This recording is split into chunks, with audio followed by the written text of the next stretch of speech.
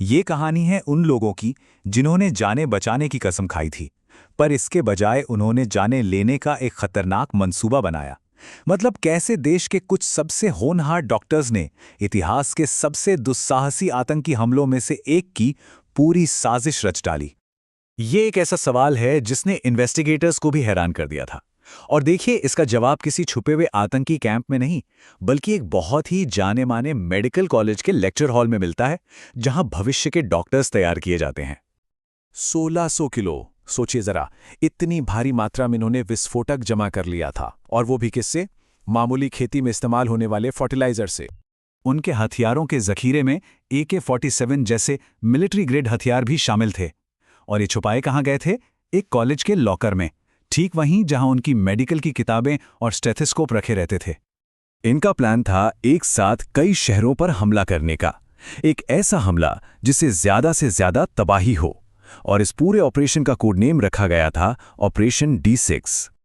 तो सवाल यह है कि ये सब इस मुकाम तक पहुंचा कैसे?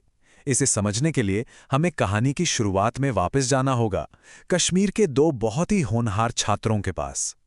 उमर उन नबी और मुजम्मिल शकील, ये दोनों सिर्फ पड़ोसी नहीं थे। ये बहुत तेज दिमाग वाले स्टूडेंट्स थे जिन्होंने मुश्किल से मुश्किल मेडिकल एंट्रेंस एग्जाम्स में शानदार रैंक हासिल की और देश के टॉप कॉलेजों में अपनी जगह बनाई।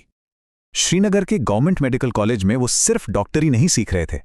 वहां उनकी मुलाकात एक कट्टरपंथी पैरामेडिक स्टाफ मेंबर और एक अलगाववादी सोच वाले प्रोफेसर से हुई। इन लोगों ने इन होनहार स्टूडेंट्स में एक अलग ही और ज्यादा खतरनाक इम्नात देखा। और यहीं पर कहानी का सबसे अजीब पहलू सामने आता है। एक तरफ जहां उमर की सोच कट्टरपंथी होती जा रही थी, वहीं दूसरी तरफ उसकी पढ़ाई में काबिलियत बढ़ती जा रही थी।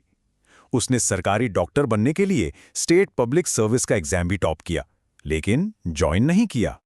तो अब अपनी एडवांस डिग्री पूरी करने के बाद इस ग्रुप को अपने ऑपरेशंस के लिए एक नए अड्डे की जरूरत थी, और उन्हें यह ठिकाना मिला हरियाणा की एक यूनिवर्सिटी में, एक ऐसी जगह जहां किसी को शक भी नहीं हो सकता था। ये तलाश उन्हें ले आई अल फलाह यूनिवर्सिटी। अब बाहर से देखने में तो ये एक आम प्राइवेट यूनिवर्सिटी लगती थी, लेकिन इसकी बुनियाद में ही बहुत कुछ गड़बड़ था। मतलब खतरे के निशान हर तरफ थे, पर किसी ने ध्यान ही नहीं दिया। यूनिवर्सिटी का फाउंडर एक धोखेबाजी के केस में सजा काट चुका था। स्टाफ के लोगों के आतंकी लिंक थे। संदिग्ध पैसों से ये सब चल रहा था। फिर भी ये यूनिवर्सिटी बिना किसी की नजर में आए अपना काम करती रही। ये वो अनुमानित रकम है जो फर्जी कंपनियों का एक पूरा नेटवर्क बनाकर यूनिवर्सिटी के खातों से बाहर निकाली गई थी। 45 करोड़ रुपए।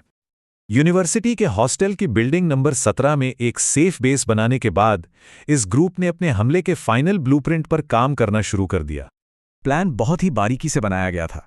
इसमें VBIDs यानी गाड़ी में बम लगाकर उड़ाने की ट्रेनिंग के लिए विदेश जाना, किसी की नज़र में आए बिना खुद के पैसों से फंडिंग करना, और तो और सामान जुटाने के लिए अपनी ही यूनिवर्सिटी की केमिस्ट्री लैब का इस्तेमाल करना, सब कुछ शामिल था। ये लोग आपस में बात करने के लिए एन्क्रिप्टेड ऐप्स और कोड वर्ड्स का इस्तेमाल करते थे। जैसे बिरयानी तैयार है का मतलब था कि बम बनाने का सामान रेडी है, और दावत का मतलब था कि अब हमले का वक्त आ गया है। वो हमले की तय तारीख से बस कुछ ही हफ्ते दूर थे। उनका प्लान लगभग परफेक्ट था, लेकिन ये पूरी की पूरी साजिश एक मामूली से पोस्टर और एक चौकन्ने पुलिस अफसर की वजह से नाकाम हो गई। और इसके बाद सब कुछ ताश के पत्तों की तरह ढह गया। एक पोस्टर की वजह से एक गिरफ्तारी हुई, उस गिरफ्तारी से एक राज खुला, और उस एक राज ने बस कुछ ही दिनों के अंदर पूरे देश में फैली इस साजिश का पर्दाफाश कर दिया। जैसे ही पुलिस ने यूनिवर्सिटी पर छापा मारकर मुजम्मिल को गिरफ्तार किया, उमर और उसकी नई नई शादी हुई पत्नी शाहीन उस अफरा तफरी का फायदा उठाकर भागने में कामयाब हो गए।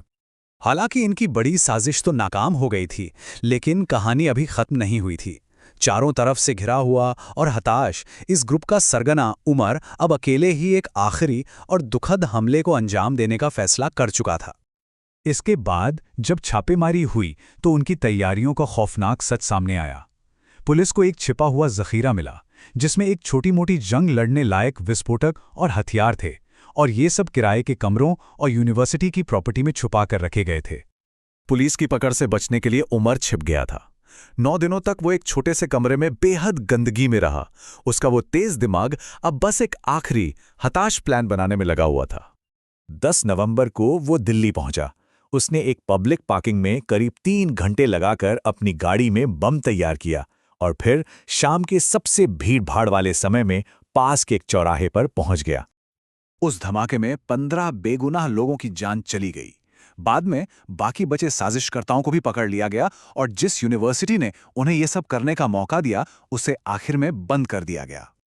ये पूरी घटना एक बहुत ही गंभीर बात याद दिलाती है कि भयानक हिंसा की सोच सबसे अप्रत्याशित जगहों पर भी पनप सकती है, और ये हमें ये सोचने पर मजबूर करती है कि जिन लोगों और संस्थानों पर हम भरोसा करते हैं, हम उन्हें असल में कितना जानते हैं।